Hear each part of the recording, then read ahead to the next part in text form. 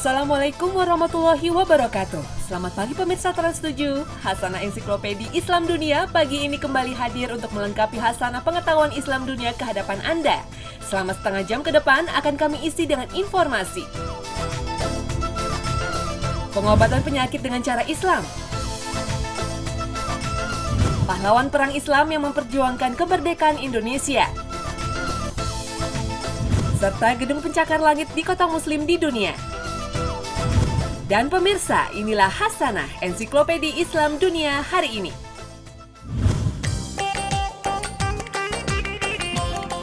Maha besar Allah yang menurunkan penyakit beserta obatnya.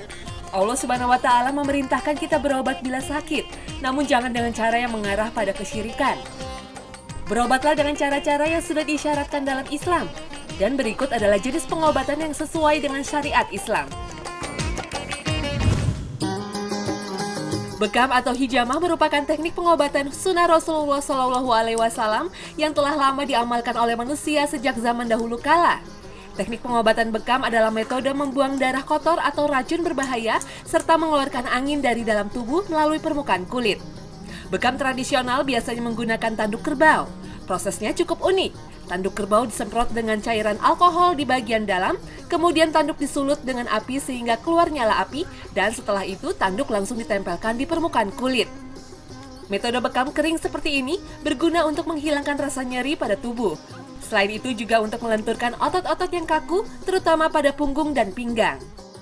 Dalam Islam, bekam merupakan pengobatan yang dicontohkan oleh Nabi Muhammad SAW sejak zaman nabi-nabi.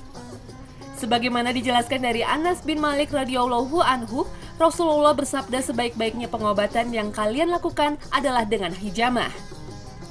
Bekam memang sangat dianjurkan oleh penduduk langit. Dalam hadis lain, Rasulullah SAW bersabda, "Tidaklah aku melewati sekumpulan malaikat pada malam aku diisrokan, melainkan mereka para malaikat semua mengatakan kepadaku, 'Hai Muhammad, engkau harus berbekam.'" Ada beragam metode dalam bekam. Selain dengan tanduk kerbau, bekam juga menggunakan kop yang dijual bebas di pasaran. Kop plastik ini mempunyai cara kerja yang sama dengan tanduk kerbau. Prinsipnya adalah membuat vakum udara dalam kop. Karena vakum, maka kulit akan terangkat ke atas. Setelah itu, titik yang dibekam ditusuk dengan jarum khusus yang telah disterilkan. Darah kotor akan keluar setelah divakum ulang. Sebaiknya berbekam dilakukan pada pertengahan bulan, karena darah kotor berhimpun dan cairan-cairan dalam tubuh bergolak keras mencapai puncak penambahannya. Rasulullah pun biasa melakukan hijamah pada pelipis dan pundaknya pada hari ke-17, ke-19, atau ke-21. Adapun bagian tubuh yang tidak boleh dibekam adalah mata, telinga, alat kelamin, serta di area tubuh yang banyak terdapat simpul limpa dan dekat pembuluh darah besar. Berikutnya adalah terapi sengat lebah. Di sengat lebah mungkin bukanlah pengalaman yang menyenangkan. Rasa sakit dan gatal yang ditimbulkan bisa bertahan hingga berhari-hari. Meskipun tampak menakutkan, racun yang terdapat pada sengat lebah justru memperkuat kekebalan tubuh manusia. Dalam terapi sengat lebah, si pasien menahan rasa sakit dari lebah yang sengaja disengatkan di titik-titik saraf tubuh pasien. Dengan begitu, sengatan lebah ini akan mengalirkan racun melalui peredaran darah ke seluruh tubuh pasien dengan harapan memperoleh kesembuhan. Pengobatan alternatif sengat lebah ini dipercaya mampu menyembuhkan berbagai penyakit seperti asma, darah tinggi, diabetes, dan penyakit pengerasan jaringan tubuh. Terapi lebah ini merupakan salah satu bentuk modifikasi akupuntur yang populer di dunia. Terapi sengat lebah mulai dikenal di Indonesia sejak tahun 1980-an. Dari lebah sendiri dipercaya sengatan yang terdiri atas 120 komponen kimia aktif yang sangat berguna untuk kesembuhan penyakit manusia. Dalam Al-Quran Surat An-Nahl ayat 68-69 menyebutkan di dalam perut lebah ada cairan berupa madu yang terdapat obat yang menyembuhkan manusia. Dalam ayat ini dijabarkan pada manusia lebah memiliki khasiat yang mampu menyembuhkan bermacam-macam penyakit. Setiap lebah hanya bisa digunakan untuk satu titik saja karena lebah akan mati setelah mengeluarkan racunnya. Yang harus diperhatikan adalah terapi sengat lebah ini tidak cocok untuk semua orang, terutama bagi mereka yang memiliki penyakit jantung, alergi berlebihan, anemia, serta kelebihan lemak pada limpa. Pengobatan ala Islam yang ketiga adalah ruqyah. Ruqyah adalah membacakan ayat-ayat Al-Quran dan doa-doa perlindungan yang sahih dalam sunnah kepada orang yang sakit. Allah telah menurunkan Al-Quran untuk menjadi obat atau penawar bagi kita. Al-Quran diturunkan untuk menjadi rahmat bagi orang-orang yang beriman, namun tidak bagi orang-orang yang zalim. Ruqyah ini bisa dilakukan dengan cara apa saja, sepanjang cara itu bukanlah kesyirikan. Hal ini tersirat dalam sabda Rasulullah SAW yang bersabda, "Perlihatkan padaku ruqyah kalian. Tidak apa-apa dengan ruqyah jika tidak mengandung kemusyrikan." Tujuan utama ruqyah yaitu untuk takarrub kepada Allah SWT. Ruqyah juga berguna sebagai pelindung dari pengaruh segala bentuk kejahatan kasar maupun halus, termasuk sebagai penangkal gangguan jin dan setan. Reaksi setiap pasien yang diruqyah pun berbeda. Ada yang tidak tersadarkan, pingsan, menangis, bahkan ada yang kesurupan. Dan ketika tersadar, si pasien yang diruqyah akan merasakan dirinya jauh lebih tenang, nyaman, seolah semua masalah sudah terselesaikan. Tidak diragukan lagi bahwa pengobatan dengan Al-Quran merupakan penyembuhan yang bermanfaat, sekaligus penawar yang paling sempurna bagi penyakit fisik maupun hati. Pengobatan ala Islam yang terakhir adalah dengan mengkonsumsi habatus sauda. Habatus sauda dengan nama latin Nigella sativallin sering disebut sebagai jintan hitam. Habatus sauda adalah sejenis rempah-rempah yang berasal dari kawasan Timur Tengah dan Asia Selatan, berbentuk butiran biji berwarna hitam. Jintan hitam ini dipercaya sebagai obat mujarab untuk mengobati berbagai macam penyakit. Dalam proses pembuatannya, jintan hitam yang sudah berbentuk serbuk ini harus dipanaskan selama 30 menit. Suhu yang digunakan berkisar antara 60-80 derajat Celcius. Fungsinya untuk mengurangi kandungan air dalam biji. Habatus sauda digunakan sebagai obat herbal sejak 2000 sampai 3000 tahun sebelum Masehi. Dan tercatat dalam banyak literatur kuno ahli pengobatan terdahulu. Dalam Islam, jintan hitam sangat dianjurkan sebagai salah satu bentuk pengobatan terbaik.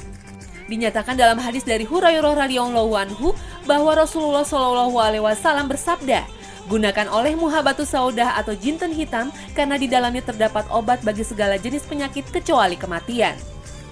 Maha besar Allah yang menurunkan penyakit beserta obatnya. Allah memerintahkan kita berobat bila sakit, namun jangan dengan yang haram.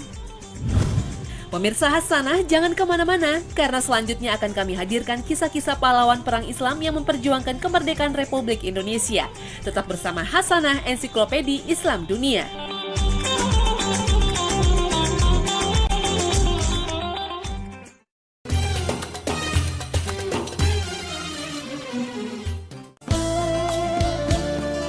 Terima kasih pemirsa, Anda telah setia bersama Hasanah Ensiklopedia Islam Dunia. Sajian kami berikutnya adalah kisah-kisah perjuangan pahlawan perang Islam yang memperjuangkan kemerdekaan Republik Indonesia di jalan agama Allah.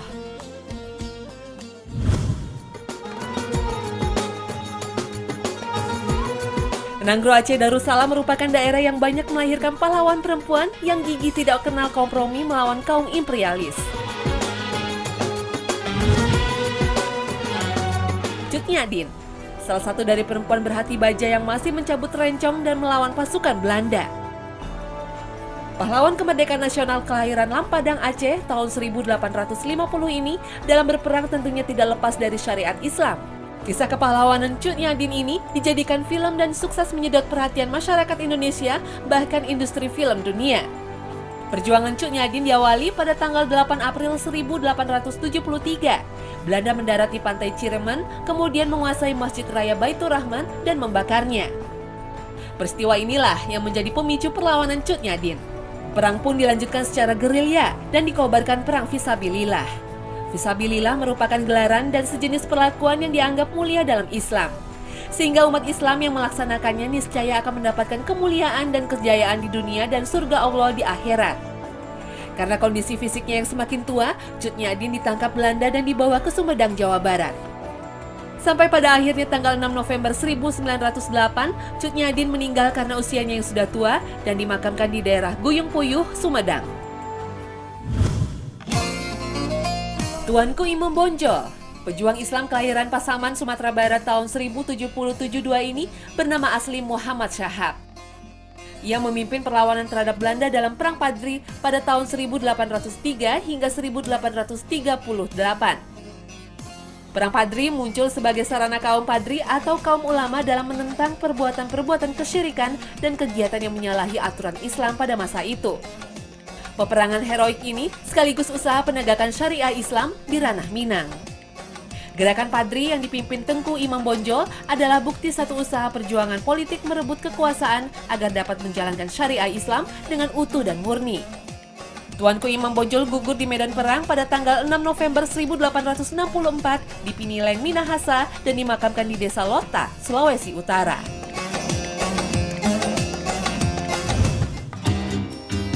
Pangeran Diponegoro, santri pejuang penegak syariat. Pangeran Diponegoro bukanlah pahlawan nasional yang berjuang melawan Belanda semata-mata karena urusan tanah atau tahta. Tapi Pangeran Diponegoro adalah seorang pejuang Islam. Ia merupakan bangsawan Jawa yang melawan Belanda dengan semangat perang fisabilillah. Sosok pahlawan yang berani meninggalkan tahta dan kenikmatan duniawi demi mewujudkan sebuah cita-cita luhur tegaknya Islam di tanah Jawa. Pejuang Islam kelahiran Yogyakarta pada tahun 1785 ini memiliki tujuan utama dari pemberontakannya, yaitu membebaskan negeri Yogyakarta dari kekuasaan Barat dan pembersihan agama dari noda-noda yang disebabkan oleh pengaruh Barat. Paduan motivasi agama dan sosial ekonomi menyebabkan Perang Diponegoro menjadi perang yang sangat menyita keuangan pemerintah kolonial. Pejuang yang dikenal dengan sorban dan jubahnya ini gugur dalam perangnya di Makassar, Sulawesi Selatan pada Januari 1855.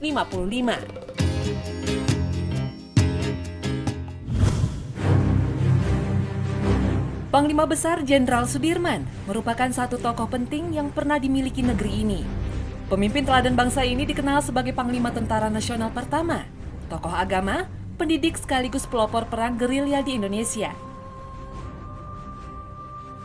Sudirman lahir pada tahun 1916 di Desa Bodas, Purbalingga, Jawa Tengah. Pada masanya Sudirman mendapat didikan dari seorang ulama, Kiai Haji Busro Suhada.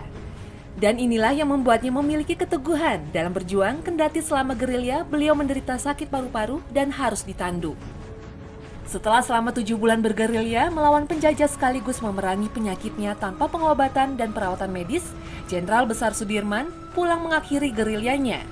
Ia pun hanya menjadi tokoh di balik layar dalam gerilya melawan pasukan Belanda. Karena sakit paru-parunya yang semakin parah, Jenderal Sudirman meninggal pada 29 Januari 1950 di Magelang, Jawa Tengah dan dimakamkan di Taman Makam Pahlawan Kusumanegara di Semaki, Yogyakarta.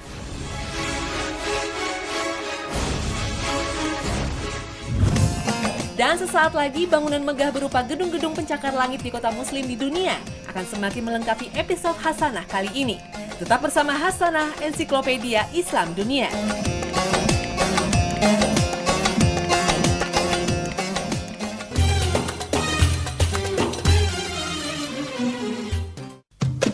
Terima kasih pemirsa, Anda tetap setia bersama Hasanah Ensiklopedia Islam Dunia. Dan inilah kemegahan gedung-gedung pencakar langit yang menakjubkan sebagai bukti kebesaran Islam di kota muslim di dunia.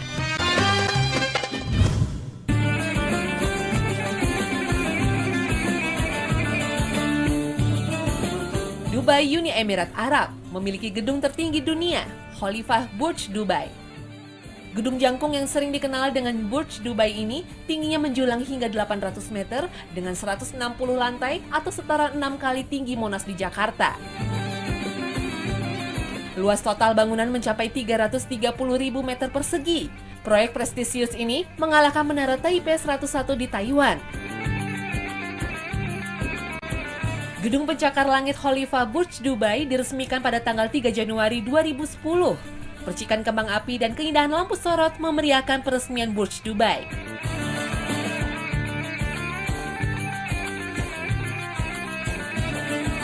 Burj Dubai dilengkapi dengan 57 lift tercepat di dunia yang mencapai 64 km per jam, 1044 apartemen, dan 49 lantai ruang kantor.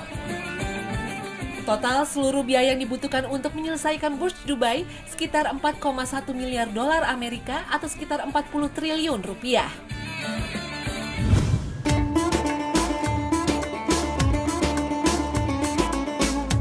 Menara kembar Petronas di Malaysia. Data kependudukan setempat menyatakan jika Malaysia merupakan negara dengan mayoritas warganya memeluk Islam. Menara kembar Petronas merupakan bangunan dengan 88 tingkat yang juga dikenali sebagai Kuala Lumpur Convention Center, merupakan salah satu gedung kembar pencakar langit tertinggi di dunia. Gedung kebanggaan Kuala Lumpur yang berlokasi di tengah-tengah kota ini berdiri setinggi 452 meter. Bentuk lantainya berupa dua buah persegi yang berpotongan membentuk bintang berujung 8. Di antara kedua menara yang diresmikan pada tahun 1988 ini memiliki Sky Bridge atau jembatan udara yang menghubungkan kedua menara pada lantai 41 dan 42. Jembatan ini pun menjadi tujuan utama para turis yang datang ke Menara Petronas. Layaknya bangunan pencakar langit lainnya, Menara Petronas pun bisa bergoyang bila diterpa angin, sehingga bangunan jembatan pun tidak dipasang secara kaku pada kedua menara. Sejak tahun 1988, menara kembar yang didesain oleh Cesar Pelilli dari Argentina ini menjadi daya tarik wisatawan. Setiap hari ribuan pengunjung datang dan mengagumi keindahan arsitektur bangunan yang didominasi warna perak.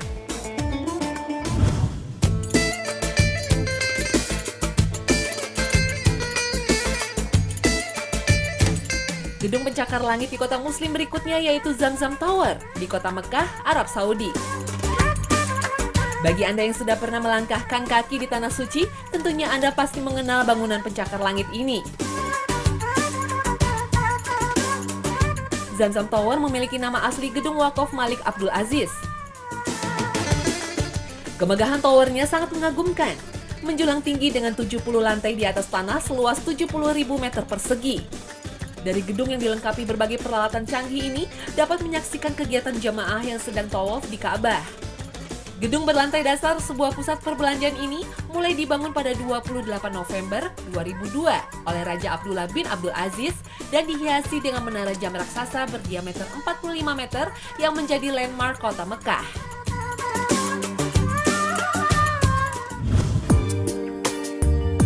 Menara Aspire, gedung pencakar langit setinggi 318 meter dan terletak di samping gelanggang olahraga di Doha, Qatar ini merupakan lambang dari Asian Games tahun 2006. Menara yang juga dikenal sebagai Tower Olahraga Khalifa Doha atau Menara Olimpiade ini dirancang dan dibangun selama 21 bulan.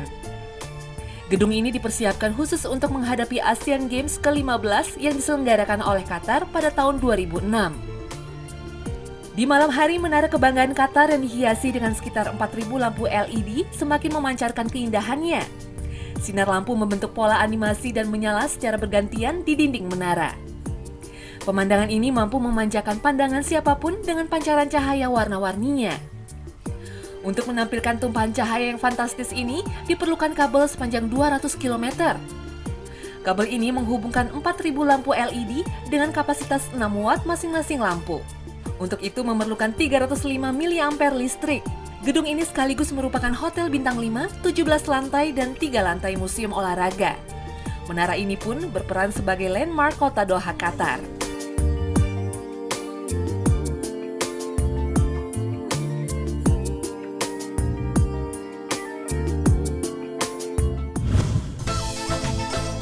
Nah pemirsa Hasanah, sajian informasi tadi sekaligus menutup Hasanah pagi ini. Semoga seluruh informasi kami bisa bermanfaat. Ikuti terus sajian kami dalam Hasanah Ensiklopedia Islam Dunia setiap hari Senin sampai Jumat hanya di Trans 7. Wassalamualaikum warahmatullahi wabarakatuh.